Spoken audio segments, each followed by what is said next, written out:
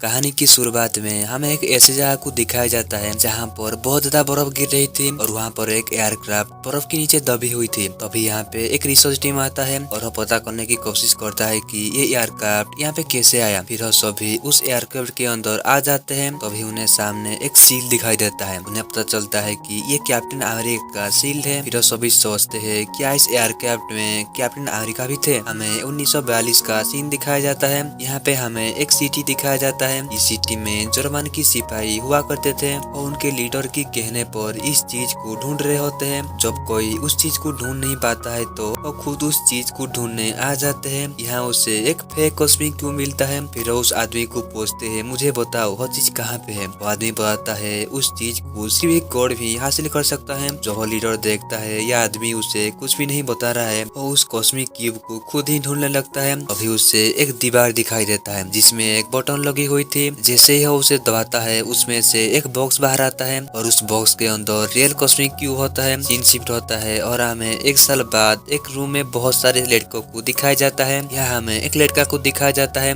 जिसका नाम होता है स्टीव। स्टीव का एक ख्वाब था कि वो आर्मी में जाए, लेकिन कुछ डिजीज की वजह से वो उसमें सिलेक्शन नहीं हो पा रहा था। फिर स्टीव एक आर्मी ऑफिसर से मिलता है। उसे बताता है मैं आर्मी में जाना चाहता हूँ। वो ऑफिसर स्टीव को कहता है मैं आज तुम्हें एक ऐसी जगह पर लेके जाऊंगी जिसे देखकर तुम बहुत खुश हो जाएगी। फिर रात में वो दोनों एक जगह पर आ जाते हैं। यहाँ वो दोनों बहुत एंजॉय करते हैं। स्टीव उस ऑफिसर से फिर से पूछता है क्या मैं कभी आर्मी में जा पाऊंगा, मैं अपना कंट्री के लिए लड़ना चाहता हूँ। स्टीव की बातें एक डॉक्टर भी सुन लेता है। तभी स्टीव को पता चलता है अभी आर्मी में सिलेक्शन हो रहा है। फिर जल्द से जाकर फॉर्म जमा करता है, मगर यहाँ पर जो आदमी होता है वो स्टीव को रिजेक्ट कर देता है कि तुम्हारा फॉर्म से पता चल रहा है कि तुम बार बार रिजेक्ट हो रहे हो। लेकिन तभी यहाँ पे हर डॉक्टर आ जाता है जो कि एक साइंटिस्ट भी थे और स्टीव से इंटरव्यू लेते हैं और उसकी फोन पर वो आने लग देते हैं। सीन शिफ्ट होता है और हमें एक आर्मी यूनिट को दिखाया जाता है। यहाँ का कमांडर उस साइंटिस्ट से कहता है आप जानते हैं आर्मी को बहुत सारे मिशन दिया जाता है, फिर मैं कैसे मान लूँ स्टीव एक आर्मी होने के काबिल है। ये सुन के वो साइंटिस्ट वहाँ से एक फेक बम को फेंक देता है जिसे देखकर सारे आर्मी इधर उधर भागने लगते हैं, मगर स्टीव उस बम के ऊपर आके लेट जाता है ताकि वो उसकी जान देखकर सभी लोगों को बचा सके। ये सब देखकर आर्मी कमांडर स्टीव को रोकने तैयार हो जाता है। दूसरी तरफ हमें रेड स्कल को दिखाया जाता है जो एक वैज्ञानिक के साथ मिलके उस कॉस्मिक क्यूब से एक ऐसी चीज बनाना चाहता है जो एक प्लेन को बिना फ्यूल से 5 से 6 दिन तक हवा में उड़ा सके। कुछ दिन बाद रेड स्कल और वो साइंटिस्ट फाइनली वो चीज को बना लेते हैं। दूसरी तरफ पेगी कार्टर स्टीव को उसके सिटी लेके आ जाता है। यहाँ पे उस साइंटिस्ट का एक मशीन होता है जो किसी भी इंसानी की ताकत को बढ़ा सकती है और इस मशीन को आर्मी पर्पस के लिए बनाया गया था। उस मशीन में स्टीव आ जाता है। फिर उस मशीन में एक लिक्विड को डाला जाता है और उस मशीन को बंद करके उसका पावर लेवल बढ़ा दिया जाता है। तभी वो मशीन हिलने लगता है और उस मशीन से लाइट बाहर आने लगता है। अंदर स्टीव जोर जोर से चिल्ला रहा होता है जैसे वो इतनी एनर्जी को बर्दाश्त नहीं कर पा रहा है, जबकि मशीन की पावर लेवल सिर्फ 70 पर थी। अंदर से स्टीव और भी जोर जोर से चिल्लाने लगता है। ये देखकर उस मशीन को रोकने की फैसला किया जाता है, मगर मशीन के अंदर से स्टीव कहता है मैं और भी ज्यादा बर्दाश्त कर पाऊंगा, इसका पावर लेवल और भी बढ़ा दो। और मशीन का पावर लेवल 100 तक बढ़ा दिया जाता है। जब मशीन खुलता है तो सब स्टीव को देखकर हैरान हो जाते हैं क्योंकि स्टीव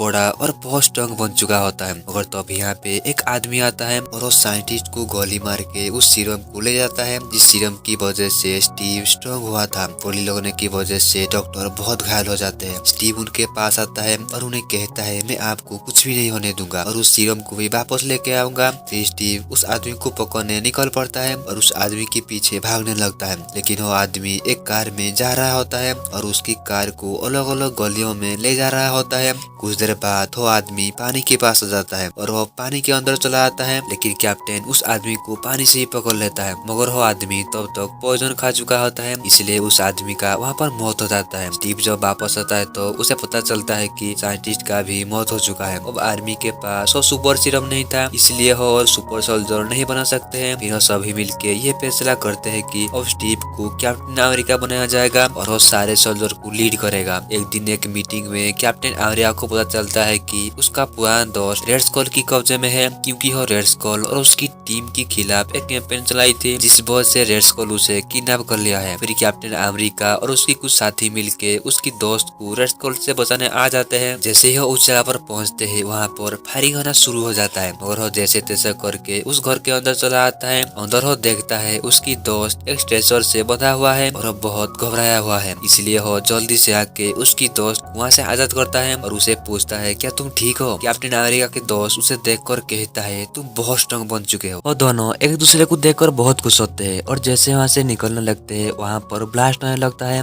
बाहर एक खतरनाक फाइट हो रहा होता है। कैप्टन अमेरिका और उसकी दोस्त जैसे वहाँ से बाहर निकलने लगते हैं वहाँ पर रेड स्कल भी आ जाता है। रेड स्कल कैप्टन अमेरिका के ऊपर हमला करने लगता है मगर कैप्टन अमेरिका उनके शील्ड को आगे ले आते हैं जिससे रेड स्कल बहुत गुस्सा हो जाता है। फिर वो उसकी मास्क को निकाल देता है और उस लोहे की ब्रिज को अलग अलग कर देता है। फिर वो उसकी साइंटिस्ट को लेके वहाँ से निकल जाता है। उधर कैप्टन अमेरिका उसके सारे दोस्त को लेके आर्मी कैंप आ जाते हैं जिन्हें देखकर कमांडर और उसके सारे दोस्त बहुत खुश हो जाते हैं। फिर इसी खुशी में एक पार्टी रखा जाता है। कैप्टन अमेरिका उनके कमांडर को बताता है कि मैं जो मेरे दोस्त को बचाने गया था तो मैं वहाँ पर एक मैप को देखा और उस मैप पर रेड स्कल ने कुछ मार किया था। इसका मतलब हो हमारा ऊपर हमला करने के बाद हो इन सारे कंट्री के ऊपर भी हमला करेगा। क्यों ना हम उन सारे कंट्री को भी रेड स्कल से बचाए जिससे हो सारे कंट्री हमारे ऊपर ट्रस्ट करने लगेंगे। इसके लिए कैप्टन अमेरिका के सारे साथी तैयार हो जाते हैं। यहाँ पर कैप्टन अमेरिका को एक नया शील्ड दिया जाता है। फिर कैप्टन अमेरिका और उसके सारे साथी तैयार होके एक ट्रेन के ऊपर आ जाते हैं जिस ट्रेन पर रेड स्कल की साइंटिस्ट जा रहा था। कैप्टन अमेरिका कुछ आर्मी को ट्रेन के अंदर भेज देता है और कुछ आर्मी ट्रेन के बाहर रह जाते हैं। ट्रेन के अंदर जो आर्मी होते हैं और रेड स्कल की साइंटिस्ट को पकड़ लेते हैं। आर्मी कमांडर जब वो साइंटिस्ट से पूछता है उसे पता चलता है कि रेड स्कल ने उन कंट्री के ऊपर हमला करने के लिए बहुत सारे प्लानिंग की थी। फिर वो साइंटिस्ट उनको रेड स्कल का लोकेशन ही बता देता है। कैप्टन अमेरिका और उसके सारे साथी मिलके वहाँ पर बाइक पर जाने लगते हैं। कुछ देर बाद फाइनली वो सारे उस लोकेशन पर पहुँच जाते हैं। रेड स्कल को इनका आने का खबर पहले से होता है। रेड स्कल वहाँ से जाने के लिए पहले से उसका प्लेन रेडी करके रखा था। फिर उसके प्लेन में बैठ के वहाँ से जाने लगता है। कैप्टन अमेरिका और पेगी कार्टर एक गाड़ी में बैठ के उस प्लेन का पीछा करने लगते हैं। कुछ देर बाद फाइनली कैप्टन अमेरिका उस प्लेन के ऊपर आ जाते हैं और उस प्लेन के अंदर आ जाते हैं। फिर रेड स्कल को ढूंढने लगते हैं मगर रेड स्कल कैप्टन अमेरिका की पीछे से आके उन पर हमला करने लगता है। रेड स्कल के हाथों में एक लेजर कैनन होता है और वो उसे कैप्टन के ऊपर अटैक करने लगता है। कैप्टन अमेरिका भी उसकी शील्ड से उस हमला को रोकने लगते हैं। तभी इन दोनों के अंदर लड़ाई शुरू हो जाता है। पहले रेड स्कल कैप्टन अमेरिका के ऊपर भारी पड़ने लगता है। ये देखकर कैप्टन अमेरिका रेड स्कल को पकड़ के एक मशीन के ऊपर फेंक देते हैं जिससे प्लेन के बैलेंस बिगड़ने लगता है और वह प्लेन नीचे की तरफ बढ़ने लगता है।